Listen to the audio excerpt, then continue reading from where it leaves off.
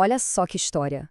Como é que uma denúncia feita ali nas redes sociais vira uma lei de verdade? A gente vai mergulhar hoje no caminho que um vídeo viral fez, um vídeo que botou o dedo na ferida da adultização infantil, que iniciou um debate nacional gigantesco aqui no Brasil e, no fim das contas, criou uma lei histórica para proteger nossas crianças e adolescentes no mundo digital. Pois é, tudo começou com essa frase aí. O vídeo de hoje é uma denúncia.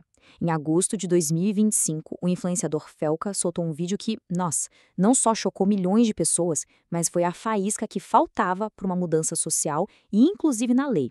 Ele basicamente escancarou uma tendência bem perturbadora de exploração infantil online, uma coisa que estava acontecendo ali, ó, bem na nossa frente. Beleza, então, vamos entender direitinho que evento foi esse que serviu de gatilho para essa discussão toda?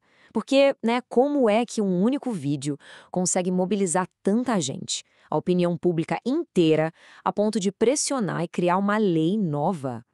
Olha, o vídeo do Felca foi tipo um soco no estômago mesmo. Porque ele não só apontou o dedo para alguns criadores de conteúdo, sabe? Ele foi além.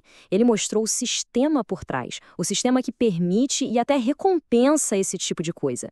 Ficou claro como essa busca maluca por engajamento, por likes, por views e a própria lógica dos algoritmos estavam na prática transformando a infância em um produto, uma mercadoria digital. E o pior, expondo crianças a riscos seríssimos. E bem no olho desse furacão todo estava o caso do influenciador Ítalo Santos. As acusações eram pesadas, iam de trabalho infantil até exploração sexual. O caso dele acabou virando o grande exemplo, o rosto do problema. E a revolta das pessoas não era só com uma pessoa, sabe? Era contra todo um modelo de negócio que estava lucrando em cima da fragilidade das crianças. Certo. Agora, para a gente entender o X da questão, o que está no centro de toda essa polêmica, a gente precisa falar sobre um conceito, a tal da adultização. Afinal, o que é isso exatamente e por que é algo tão prejudicial? Então, pensa assim, é como se fosse um amadurecimento à força. Sabe, é quando o direito da criança de brincar, de ser espontânea, de descobrir o mundo no seu tempo, é simplesmente roubado. A criança é jogada num mundo de responsabilidades, de preocupações de adulto para a qual ela não tem a menor condição, nem emocional, nem cognitiva de lidar. E aqui é super importante a gente não confundir as coisas. Vamos lá. A autodização, como a gente viu, impõe responsabilidades de adulto, tira o tempo da brincadeira e isso pode gerar ansiedade e depressão. Agora, a sexualização precoce é um degrau acima, é ainda mais grave. O foco vai para a aparência, para um comportamento erotizado que é imposto de fora, e isso pode causar traumas pesados. Nenhum dos dois tem a ver com maturidade saudável, que é o contrário disso tudo. É o desenvolvimento natural, tranquilo, da autonomia, do autoconhecimento que vai formar adultos mais confiantes lá na frente. Bom, e qual é a conta que se paga por tudo isso? Onde essa história toda desemboca? Num custo social altíssimo, uma crise de saúde mental que não para de crescer entre os mais novos. E o número que está por trás dessa crise, olha, é de assustar. 14%. Pensa só, 14% das crianças e adolescentes no Brasil têm diagnóstico de pelo menos um transtorno psiquiátrico. Não é à toa que os especialistas estão chamando isso de uma pandemia silenciosa. E a pressão dessa adultização online é vista como um dos principais combustíveis para essa situação terrível. E o impacto disso é brutal. A gente está falando de ansiedade, de depressão, de transtornos alimentares, de automutilação e até de transtorno de estresse pós-traumático. É sério, porque quando a infância é roubada desse jeito, as marcas, as cicatrizes podem ficar para sempre. Foi justamente essa crise de saúde pública que veio à tona com toda a força por causa da denúncia viral que finalmente deu aquele empurrão político que faltava. Era preciso uma resposta da lei que estivesse à altura do problema. E essa resposta veio, foi chamado ECA Digital.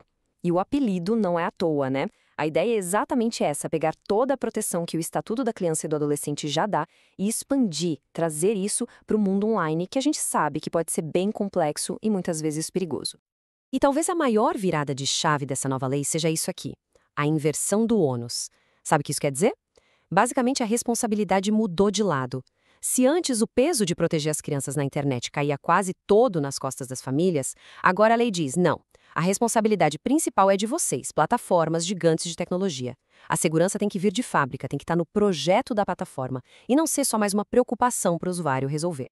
E não é pouca coisa não, as obrigações são bem claras. Primeiro, as plataformas vão ter que verificar a idade de verdade do usuário. Chega daquela autodeclaração que qualquer um preenche. Segundo, as contas de menores de idade precisam estar ligadas a um responsável legal. Terceiro, a publicidade direcionada para esse público vai ser bem mais restrita. Quarto, as ferramentas de controle dos pais já vêm ativadas como padrão. E, o mais importante de tudo, talvez, se aparecer qualquer conteúdo de exploração, tem que ser removido na hora e as autoridades têm que ser avisadas. E se não cumprir, a multa pode chegar a 50 milhões de reais. Só que, claro, a lei sozinha não faz milagre, não é uma solução mágica. Ela é sim uma ferramenta super poderosa, mas que só funciona de verdade se fizer parte de um esforço muito maior, de um compromisso de toda a sociedade. É exatamente o que os especialistas dizem. Proteger uma criança é como montar um quebra-cabeça que tem várias peças. As famílias são a peça central, claro, a base de tudo, mas as plataformas, as escolas e o próprio Estado também têm seu papel. E um papel que ninguém mais pode fazer. Ou seja, a responsabilidade é de todo mundo e precisa de uma ação em conjunto. E falando das famílias, o caminho não é só vigiar, sabe? É muito mais sobre se envolver de verdade. É se interessar pelo que a criança faz online, conversar, tentar entender esse universo digital. É colocar limites, claro, mas com diálogo. E talvez o mais importante, criar um espaço de confiança para que, se algo de estranho acontecer na internet, a criança se sinta segura para contar. No fim das contas, essa lei nova e toda a discussão que veio com ela deixam a gente com essa pergunta no ar, né? A questão aqui não é só sobre regular a internet, é sobre uma coisa muito mais fundamental: reafirmar que a infância é um direito que precisa ser protegido a todo custo.